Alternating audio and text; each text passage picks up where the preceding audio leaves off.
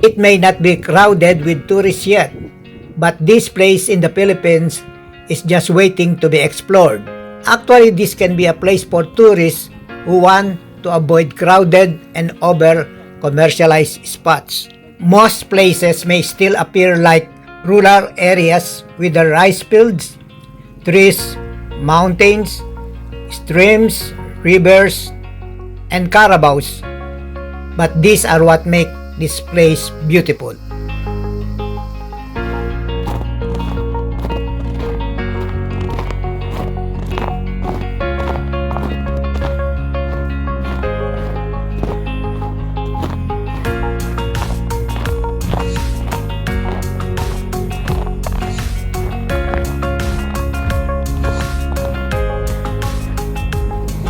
The place is called San Jose, the largest municipality in Mindoro Occidental.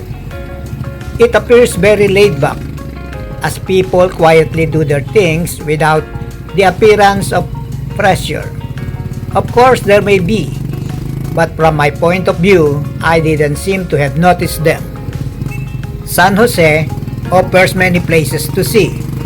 The only problem, one has to use the services of a motored tricycle to reach those places, as these trikes are the only ones available to go to those places. My coming to San Jose, Mindoro all started when I met Sunny Mirasol on Facebook after he commented on one of my blogs. Like me, he was also a journalist. Our paths have never crossed before. He spent most of his working time at the desk while I did the rounds of the metropolis for news. He worked with the Philippine Star. I was with the journal. So I found myself in Mindoro upon his invitation. As is common with many Filipino families, visitors are pampered with the best they can offer. It was like there was a big gathering. Yet I was the only one they were expecting. The Mirasol and Francisco are ordinary folks in San Jose. Sunny received a very small social security pension, her daughter a government employee, and his son-in-law a tricycle driver. Yet they offered so much I felt embarrassed that I may have consumed 1 month of their budget. They have fresh oysters, newly harvested shrimps, clams, crabs, tuna belly, kilawendiles, fish ceviche, ensaladang talong, eggplant salad, and of course some sunmig lights. The hospitality didn't end there. In fact, that was where it all started. Daniel on his motor tricycle took me to places not commonly visited by tourists. What is good about San Jose is that almost all of the roads are either cemented or asphalted, which makes traveling somewhat faster. From my start, Daniel took me to the Mantangkob River in Paclolo, Magsaysay. The woman who gave me a ride on her boat said that the river is somewhat like the river in Palawan, that is before the mouth of the underground river, with its green water and its massive different rock formations along the route the boat made from the coconut trees navigates.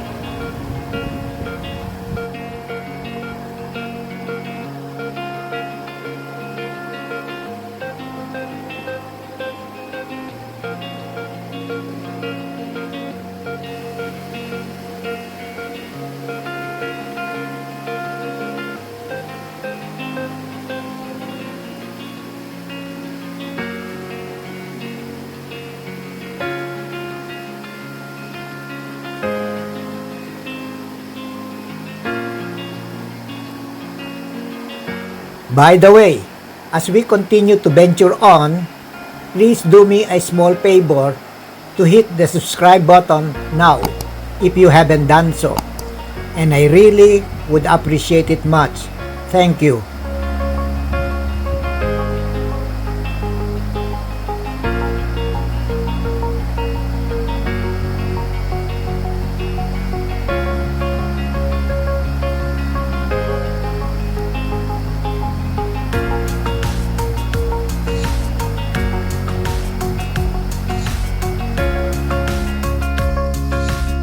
Alalayan niyo po siya.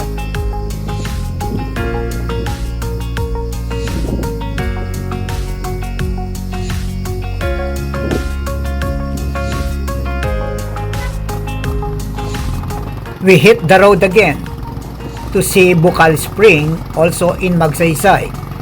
Actually, Bukal Spring are redundant words, as Bukal means spring. Yet people in Mindoro call the place Bukal Spring. This is a greenish colored lagoon where water continuously flows. What is nice about Bukal Spring, it is the swimming pool of the residents of Barangay Nicolas. Children and adults alike climb the trees, some as high as they can go, and then dive into the water. I enjoy watching them.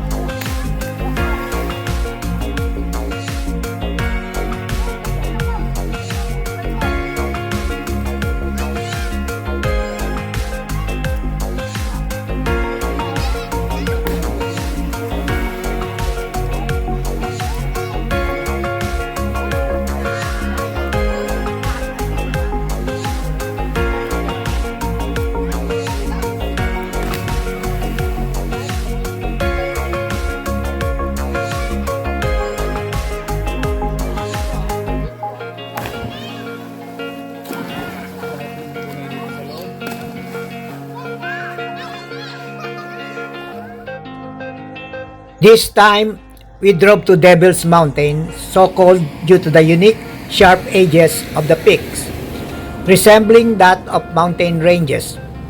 The sharp peaks appear like horns, so the name Devil's Mountain.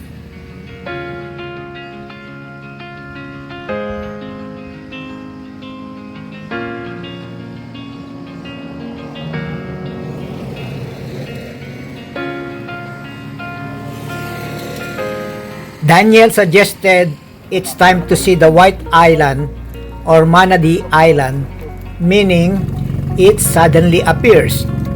That's true. This small island where one can walk around in a few minutes appeared barely a little more than 10 years ago.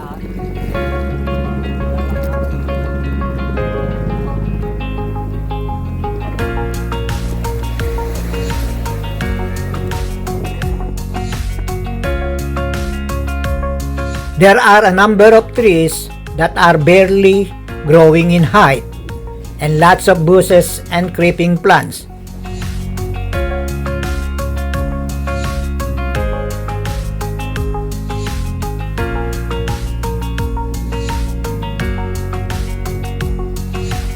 The water around is best for snorkeling, scuba diving, and of course swimming.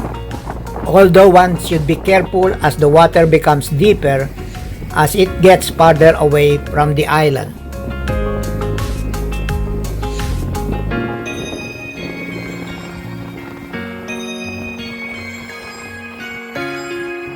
White Island can be reached by a palm boat in about 30 minutes depending on the winds and strong waves. What is lacking in safety precautions on White Island and in the Mantangkob River is the availability of life vests for tourists going to those places. The government should do something about this, as accidents are just waiting to happen.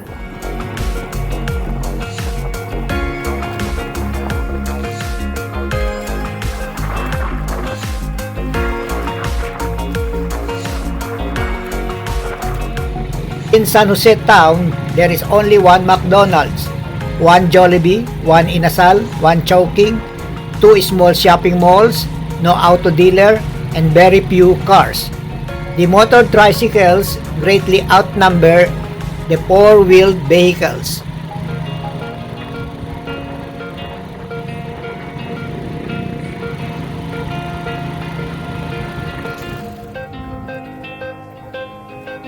I ventured to the end of the town's marketplace, and this is what I saw. Bangka ferries people across the Pandurucan River from sunrise to sunset. I love the view.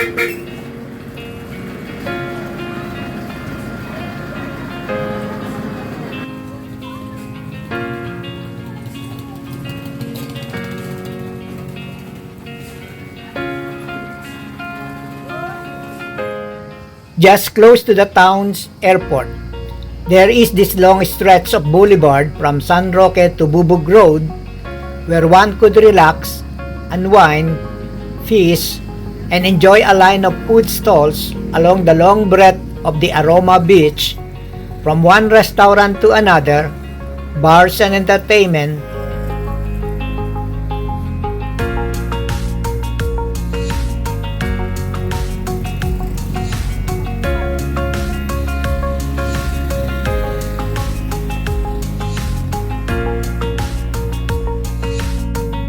Or just be mesmerized by the beauty of its sunset that may provide a sense of inner peace and tranquility to anyone there.